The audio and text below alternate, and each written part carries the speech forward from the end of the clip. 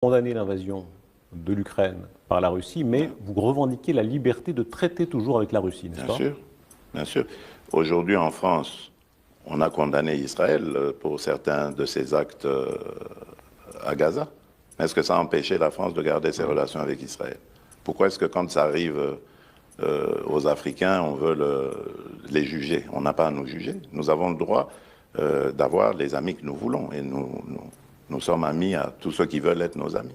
Bientôt, il y aura à nouveau un forum où les Africains seront conviés avec les Russes. Est-ce que vous irez? Oui, je vais m'y rendre, oui. Ce sera peut-être en juin. Je crois. Voilà.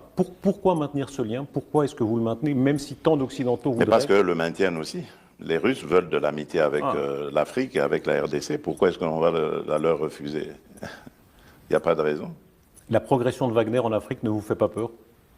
En tout cas, en République démocratique du Congo, Wagner n'est pas là. Pourquoi est-ce que j'aurais peur pour les autres pays? En tout cas, je n'ai pas vu de massacre ni de pillage de la part Chez vous?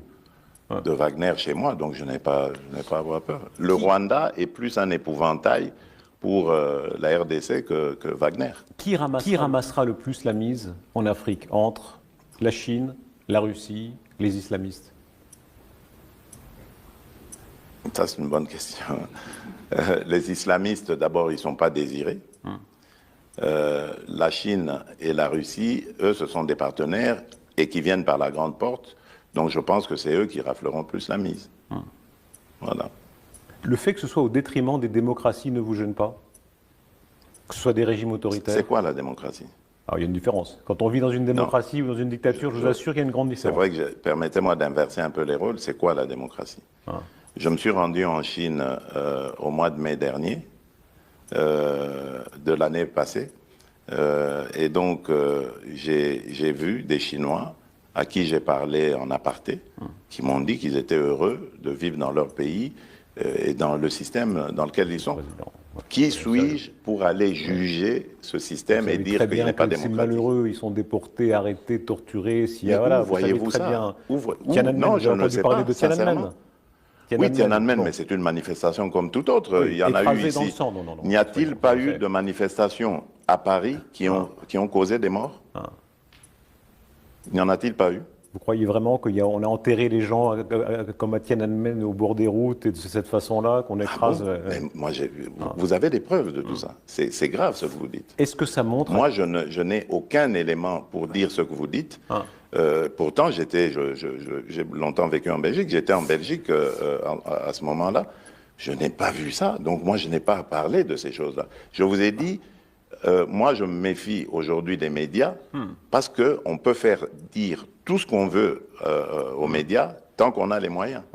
Donc, moi, je regarde les choses avec mes yeux, pas avec les yeux des autres. Évidemment, on pensera que c'est un irrespect des victimes, parce que ce sont quand même des crimes très graves qui ont été commis. Mais j'ai pas de preuve qu'il y a des... Vous êtes libre de penser, c'est votre liberté à vous, mais évidemment, vu d'Occident, on se dit que le Sud global est en train de faire reculer la démocratie. Mais non, pas du tout. Mais je vais vous dire aussi une chose, puisqu'on est en train de parler de valeurs.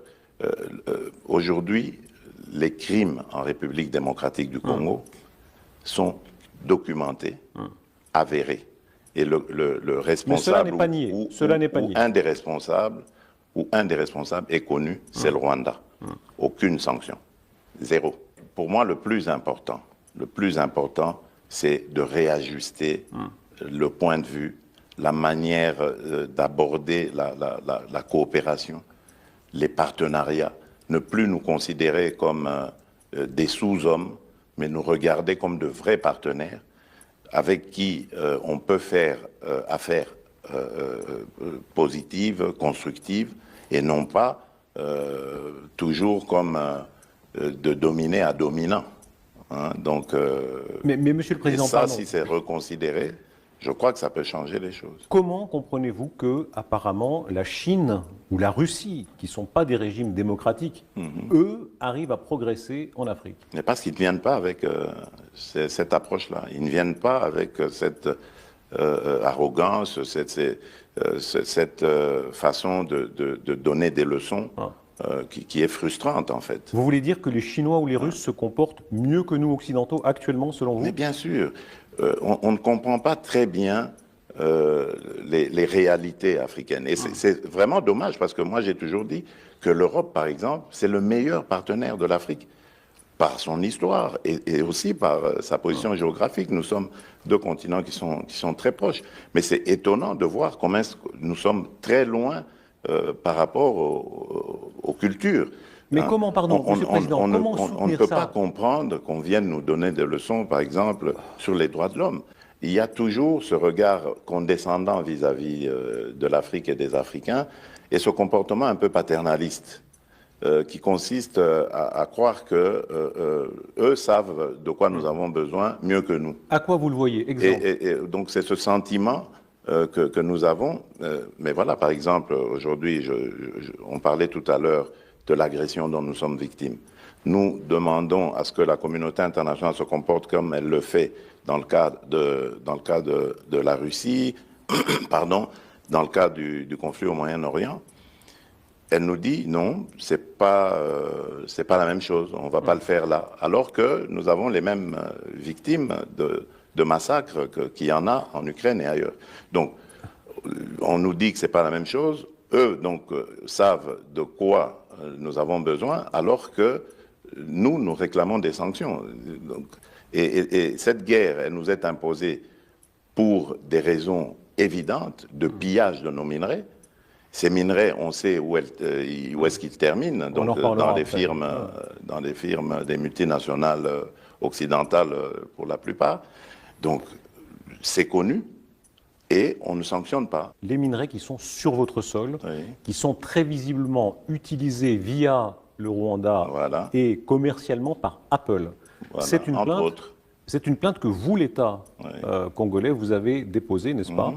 Que fait Apple exactement? Expliquez-nous, selon vous, ce qu'il est en train de faire. Mais il fabrique des téléphones. Qu'est-ce que vous voulez? Vous avez sûrement un téléphone Apple. Ah. Ça veut dire que dans l'iPhone que nous possédons, il y a du sang des victimes congolaises. Et ça, vous en êtes sûr? Certains. C'est documenté, mais enfin, pour Apple, moi je ne vous est-ce que parle les pas en gens l'air. d'Apple sont conscients de C'est cela? documenté. Les gens d'Apple sont conscients de cela? Les gens d'Apple, mais maintenant, ce sont les enquêtes qui le démontreront. Mais les gens d'Apple disent, eux, ils achètent des produits propres. Or, nous savons qu'au Rwanda, il n'y a même pas un gramme des minerais 3T, les plus prisés, là, qui sont destinés justement à la fabrication de cette technologie-là. Bon, donc, ça veut dire que ces minerais proviennent de quelque part. Et aujourd'hui, il est avéré que c'est de la RDC qu'ils proviennent. Ils arrivent au Rwanda, il y a des ONG qui sont complices avec le régime rwandais, qui commencent simplement la vérification sur le lieu d'entreposage, et non pas le lieu d'origine de ces produits. C'est-à-dire les mines congolaises, dans lesquelles on accède après avoir violenté, massacré des Congolais.